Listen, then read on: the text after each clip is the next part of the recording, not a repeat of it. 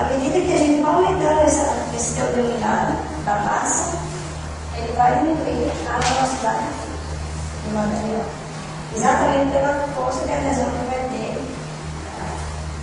As partículas são pó, material em pó, partículas ou grãos, o material não vai estar na forma de massa nem de uma suspensão.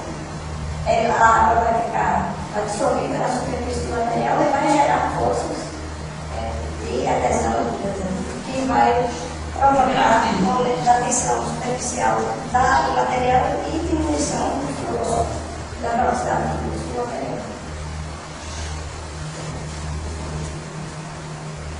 Certo? Está claro isso aí?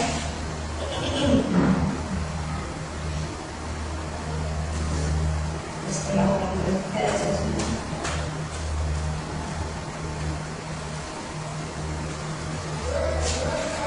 Então, pessoal, além da velocidade de fluxo, a gente tem que pensar na mínima quantidade de ar que tem que ser colocado no nosso material, que esse ar vai prejudicar. E a gente vai pensar agora na questão da densidade de preenchimento. Então, quem já cursou, ou certamente nós cursamos ali, ou está cursando ciências e engenharia de materiais, tem um tópico lá que fala sobre empacotamento de material. Então, o empacotamento do material.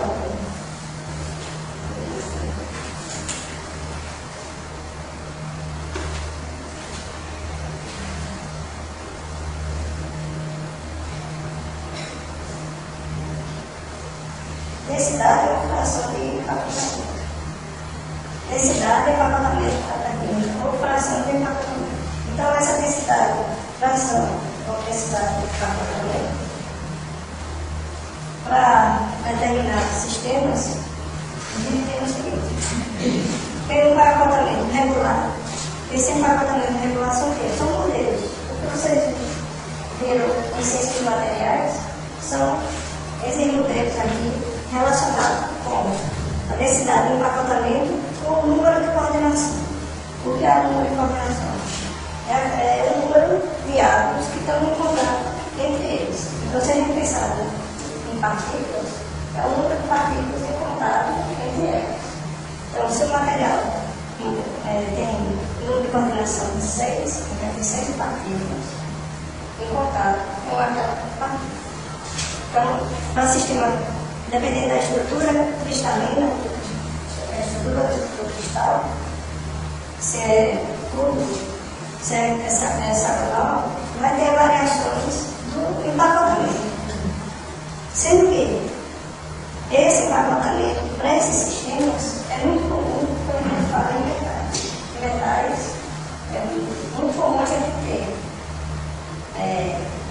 a estrutura bem definida, a estrutura cristalina bem definida, bem mais simples de ser observada, e essa densidade aqui bem correlacionada com esses modelos de empacotamento.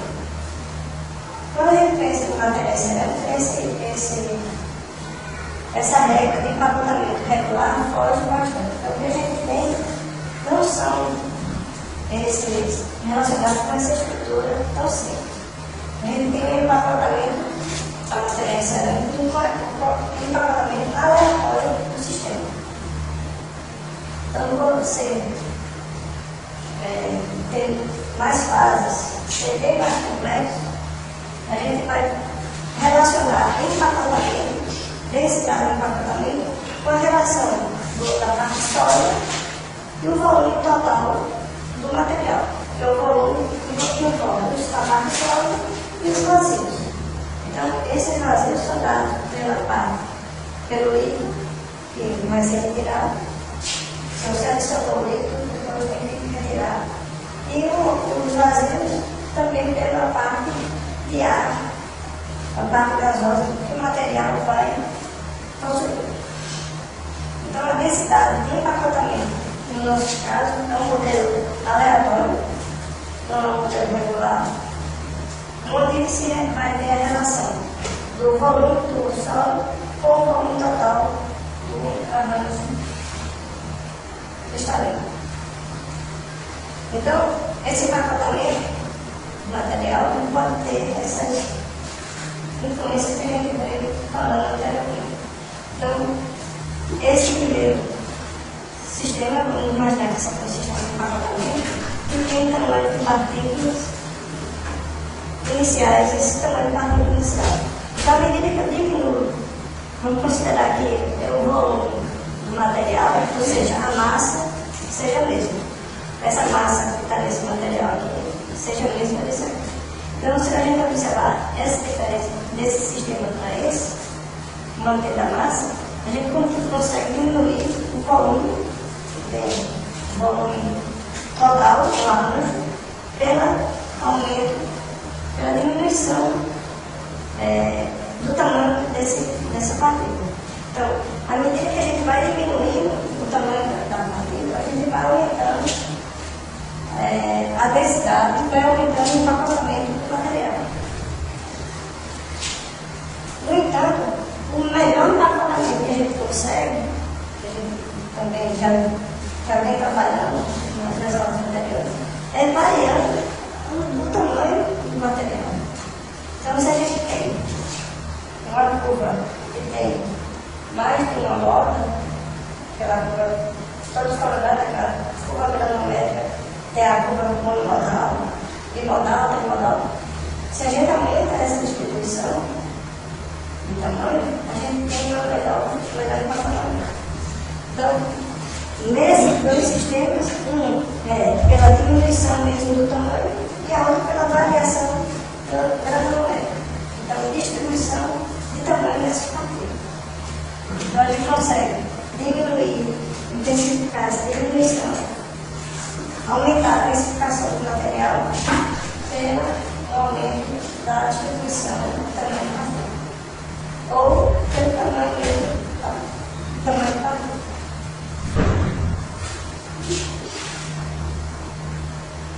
Então, quando a gente fala em densidade, empacotamento de material, fração de empacotamento, a gente vai lembrar que a densidade é também influenciada pelas quatro fatores que a gente reconheceu com relação a vezes. O tamanho da partícula, o tamanho das partículas, a forma das partículas, a textura da superficial e a aderência entre si. Do mesmo jeito que a gente fez a referência com a fluidez, a gente vai fazer aqui com a densificação do material. Então a gente vai simplificar com densidade, mas a gente fala de densidade é um empacotamento do material para ser consolidado. Então, aqui a gente tem uma relação da compacidade, que é a densidade do material em relação ao tamanho do material. O que a gente tem é que aumentando o tamanho, você vai ter também uma faixa de tamanho de material, onde você vai ter uma melhor compacidade. Então, se a gente voltar aqui, ó, o que acontece aqui? É como se você estivesse relacionando esse material aqui com esse. Então, aquela situação lá, no primeiro quadro, a gente tem uma capacidade de ser crescente à medida que você vai aumentando o tamanho do material e tendo uma melhor distribuição. Então, a partir de um certo momento, essa distribuição, o tamanho passa a ser, se o tamanho passa a ser muito grande dessas partículas, você vai ter uma queda brusca dessa densidade do empacotamento do material. Então, do mesmo jeito que a gente pensou na fluidez em relação ao tamanho, a gente tem que pensar na densidade do material. A densidade vai envolver tamanho, distribuição e tamanho de partícula. Então, o tamanho de partícula é muito pequena, sem ter uma distribuição, que a gente tem essa representação, muitas partículas pequenas em poucas, e a representação é apenas uma grande. E aqui a gente tem uma maior variação. desse tamanho. Então, essa variação é que vai ajudar mais na compactação do material, na capacidade do material. No medida que você tem muitas partículas de tamanho grandes e poucas pequenas, você diminui essa concentração, essa capacidade do material.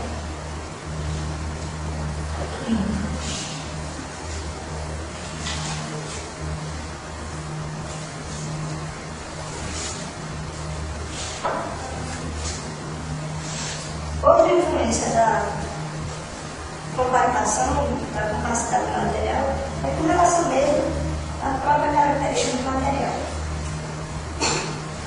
Por exemplo, em uma massa, em um material que tem, onde é necessário adicionar quartos, em revestimento cerâmico, o quartzo, como eu falei, que tem a função de diminuir a refração do material. Porém, o quartzo tem a característica de diminuir também, à medida que você vai aumentando essa concentração de quartzo, diminuir a capacidade do material. Então, o formato do material, dessas partículas, que é uma característica do quartzo, nesse exemplo, que é a característica do material, à medida que você aumenta a quantidade, você diminui a capacidade do material. Ou seja, é um material que tem além de você, normalmente, você tem um tamanho maior de partícula, vai ser mais difícil reduzir o tamanho desse material. É o formato irregular. O formato irregular do quartzo, ele vai levar a uma dificuldade maior de você compactar esse material.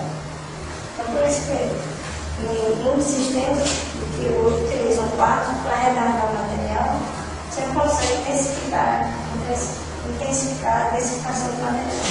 Então, tem uma compactação baixa, quando você aumenta muito essa quantidade de quartzo do material.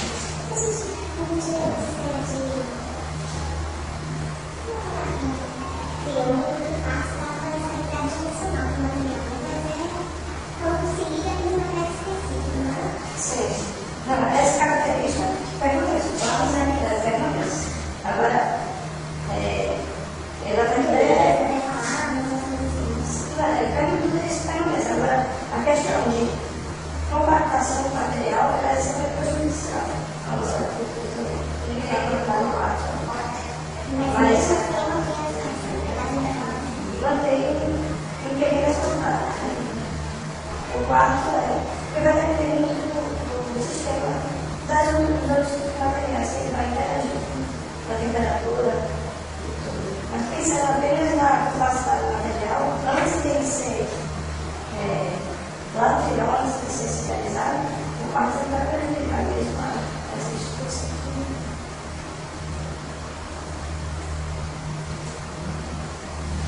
Então,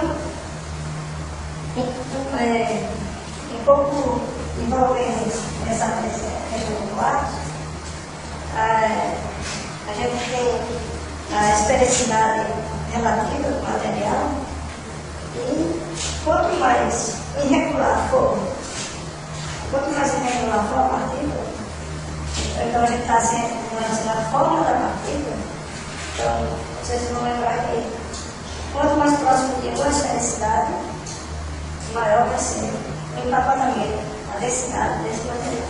Então a gente tem uma curva aqui de densidade e empacotamento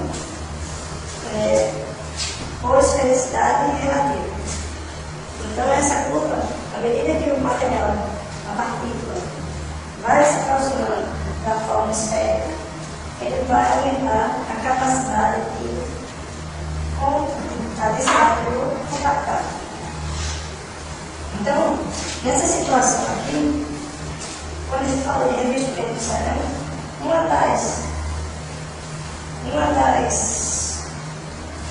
dos requisitos para ter um material que tem boa característica final é granular o material.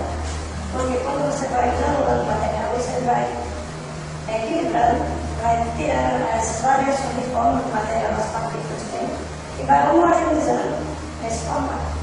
Então, se aproxima mais do formato esférico quando você forma esse material granular. Então, a curva que tem, independente do tipo material, isso aí é a característica da forma do material. Você vai depender do material. Quanto mais próximo ao formato esférico, melhor vai ser a densidade e o empacotamento desse material. Quando você tem partículas irregulares, a gente tem dificuldade em empacotamento. Então, quem vê uma microestrutura verde do quarto, ele vai ver porque é o que está interessando. Então, o material tem mais ou menos esse formato irregular. Então, por isso que o interior do quarto, os padrões que faz com que ele eliminou o passado, é essa irregularidade da sua forma, fugindo bastante do formato esférico. Então, agora a gente passou essa parte de características da massa, principalmente os tipos, as principais variáveis que vai envolver as propriedades da estrutura dele. E agora a gente vai passar por essa parte das características do processo, que vai envolver as variáveis operacionais de cada tipo de consolidação do material do corpo.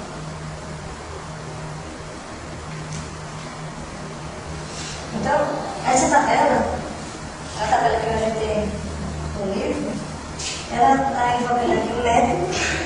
Então, o tipo de conformação é um método de conformação que é utilizado para consolidar o corpo. Então, eu tenho a pressão a seco ou semi-seco, que é o que a gente vai ver hoje. Tem a deformação, forma massa plástica, deformação plástica do material, que é extrusão e injeção. Tem a casting, que é a dispersão do material, suspensão. Tem o casting, que a gente vai ver também na próxima aula. E a gente vai se concentrar apenas aqui nessas duas, que é a pressagem em método seco e semi-seco, que é a compactação do material isostática em uma matriz e a pressão isostática e a pressão em uma matriz. Então aqui a gente tem o tipo de material de partida, que a gente também já falou, que é o pó, o material granulado, o pó, no seu estado frágil ou maduro. Aquilo que a gente tem na suspensão, na extrusão, a gente tem um material, uma massa. E os tipos de material que é possível conformar com esse tipo de método de consolidação. Então, são métodos na compactação de uma matriz, métodos bem mais simples, formas simples. Aqui você já consegue formar, ter formas mais complexas, com a pressão de isostáticas, e as demais métodos vai ter mais formas do corpo de cabelo. Então, a pressagem a seco, conformação seca, a gente estava utilizando esse termo seco ou semi-seco, ele pode envolver dois tipos de consolidação do material. No caso aí, a gente vai falar da pressagem, que é o método de conformação mais utilizado da massa seca ou semi-seca.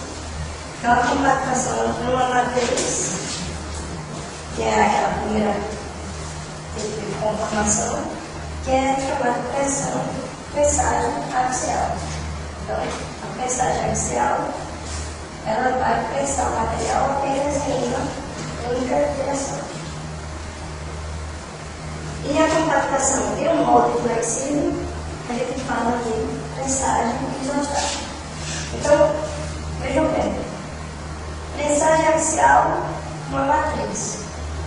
Pressagem isostática, molde flexível. Então, já começa a diferenciar um tipo de pressagem do outro em relação ao equipamento que vai ser colocado o pó. Então, o nosso pó, a massa já pronta para pressar, se é colocado, se for utilizada a pressagem axial, o material é colocado numa matriz rígida. Se Se for utilizada a pressão isostática, o material é colocado em molde flexível. Então, isso aí é um requisito do processo de compactação. Então, a prensagem axial é uma das operações que é mais utilizadas industrialmente na cerâmica. A gente for analisar em termos de volume, está disparado mais utilizado. A prensagem axial. É um método rápido e com o controle da massa é possível você ter uma dimensão bastante precisa. É aquela questão de tolerância dimensional do material. Então, essa tolerância é conseguida com relação à preparação da massa. Então, se consegue bastante tolerância dimensional quando se prepara bem a massa. O tipo de conformação, o tipo de consolidação do material, ela vai influenciar. Mas essa pressão axial, o que vai influenciar mais na dimensão da peça é a preparação da massa, é ter o equilíbrio entre o material que vai ser utilizado para ter essas dimensões precisas. Nesse método de pressão axial, o corpo, de forma relativamente simples, vai ser utilizado em formatos planos e principalmente sem relevo. Então, quando se quer pensar material com formatos mais com relevos, ou então fugindo um pouco mais da estrutura plana, a gente usa o método de prensagem que é isostática. Então, a prensagem isostática.